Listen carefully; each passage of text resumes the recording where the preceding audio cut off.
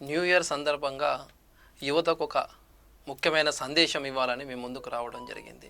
ఒకప్పుడు స్వామి వివేకానంద అమెరికాలోని చికాగో సభలో బలంగా చెప్పిన మాటను మనం నేడు గుర్తు చేసుకోవాల్సిన అవసరం. ఆ రోజు ఆనాడు youth is the power of the nation అని ఆయన అన్నాడు. ఎందుకు అన్నాడు అంటే, ఈ దేశానికి వెన్నుముక యువత, దేశ నిర్మాణంలో కీలక పాత్ర యువత, దేశ జనాభాలో సింహభాగం యువత, దేశానికి నిజమైన సంపద యువత. అలాంటి యువత ఐక్యమైతే, కలిసికట్టుగా ముందుకు సాగితే ఓ కొత్త ప్రపంచాన్ని సృష్టించగలరు. దేశం యొక్క దిశను మార్చగల శక్తి యువత చేతుల్లోనే ఉందనేది అక్షర సత్యం.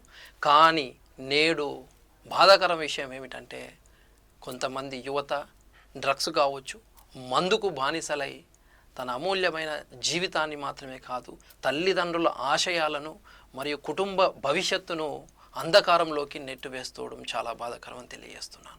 ఈ సందర్భంగా యువతకు నా విజ్ఞప్తి ఏంటంటే, మీ లోపల ఉన్న అపార శక్తిని గుర్తించండి, మీ లక్ష్యాన్ని స్పష్టంగా నిర్ణయించుకొని గమ్యాన్ని చేరుకోవడానికి శ్రమించండి.